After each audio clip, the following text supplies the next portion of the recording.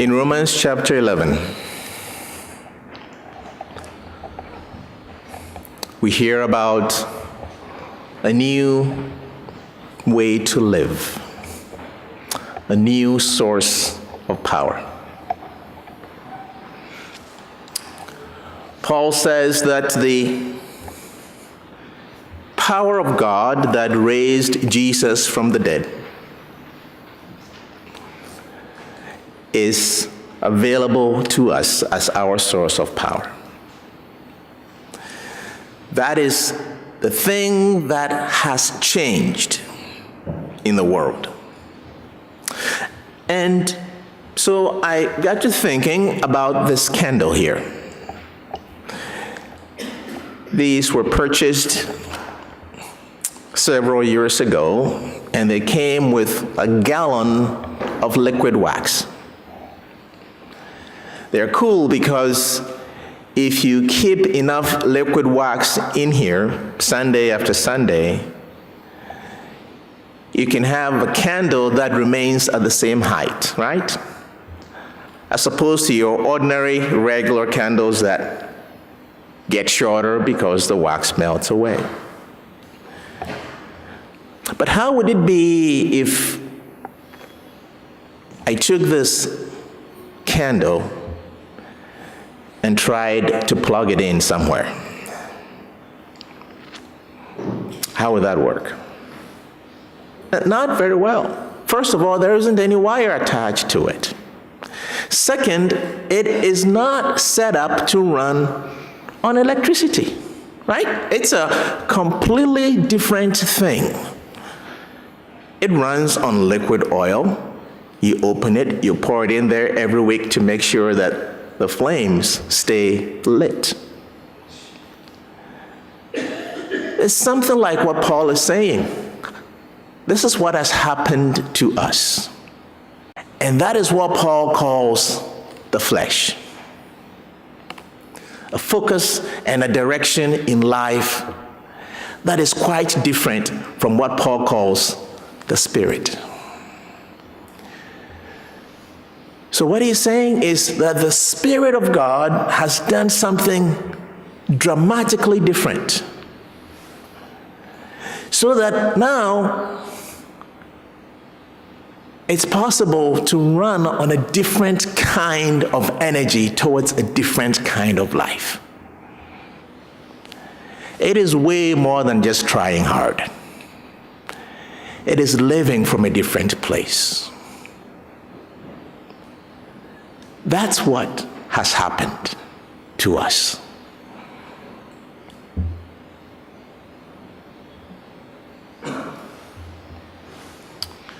Jesus told a story about a father who had two sons. The younger came to the father one day and said, "Dad, I have been waiting for my inheritance. I've waited a long time.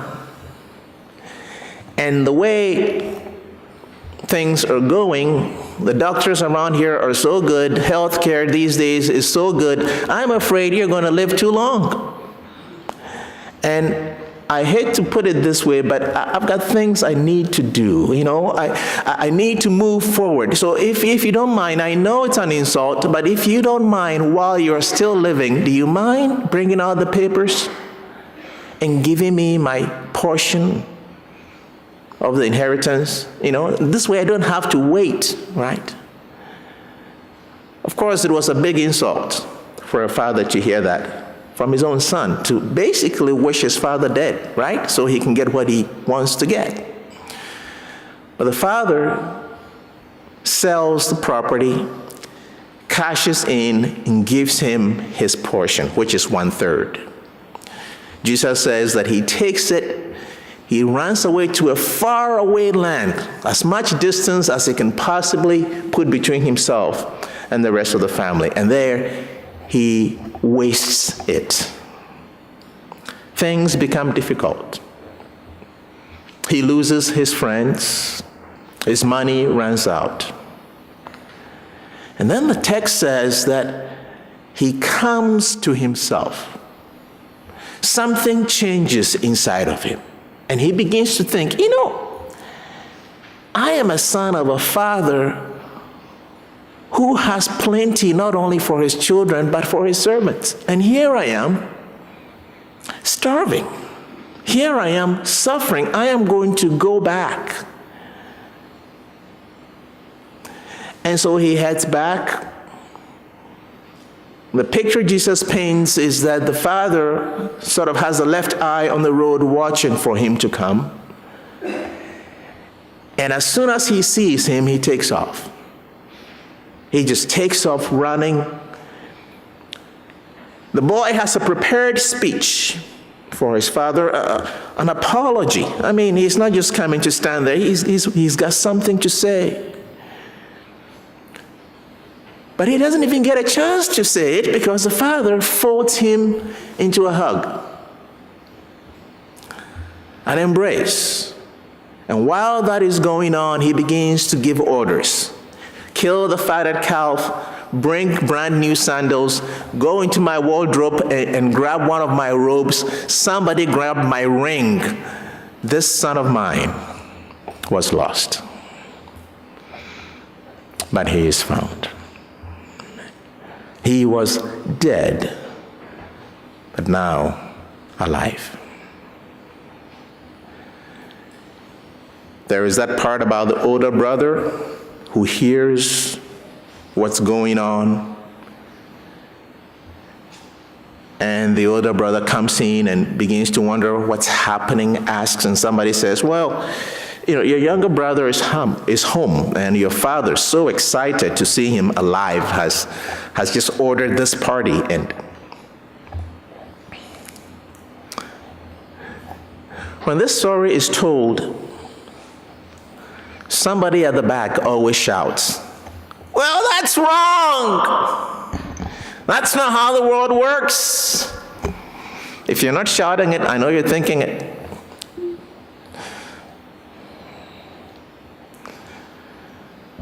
Something has happened to this young man. He used to love his dad because of what he might get. The assets, the privileges, the land, the inheritance. And what has changed, what Jesus is hinting at, is that he has come back not for anything he could receive from his dad, because there isn't anything to receive from his dad. He's already wasted a third of his inheritance that he was going to receive. And remember, the father says to the older son, everything I have is yours. So the younger son doesn't get anything else. So why does he come back? We used to have a garden when we lived on First Street. It was an amazing thing.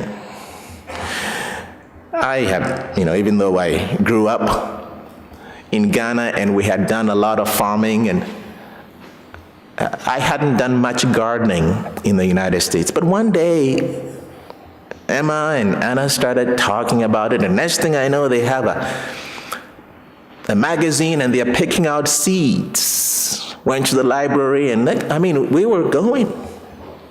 They planted corn and tomatoes. And we went and, got the right kind of soil, and it had to be weeded and all of that. But, the amazing thing happened. Every day, I get out of the house and I sit at the back, on the back step, and I watch this thing. I was gone for a week. I came back and it's like, what happened back here? Here is a garden that is alive, tomatoes that are growing, the corn. It was like a whole different kind of miracle, an alive miracle, back there in the house, the back of the house. And I got to thinking, well, what is the reward of a garden that is well kept and well tended? Is it a phone call you get from the city of Pittsburgh saying, you've won an award? You have the most beautiful garden in town. Is that why people do it? No. If that happens, it's great, but that's not why people keep their yard and keep their gardens well. No. They do it because of the joy of it, the reality that they experience. That's why they do it. Elma, I have heard that you have a thing for birds and bird houses. And you can go out of her property, and my understanding is that she's got bird houses, and she walks it, and other people come and walk it. I haven't tried it myself. But do you do it so that you can get some kind of plaque? No, there is something about the reality of the life that is in front of you. It's a different kind of reality. And I think all of that is what Paul is pointing us when he says we have a new life. This new life doesn't run on what we've always run on.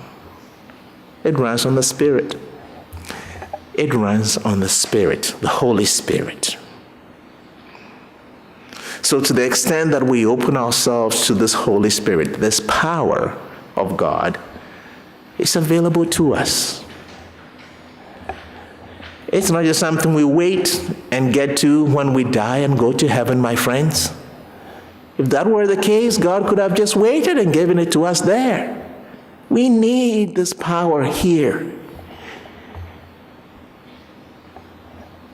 to be neighbors, to be friends, to be authentic and real, to rise above all that life throws at us. This power of God. Do you know anyone who could use this power of God in their lives? That's what this new life is about.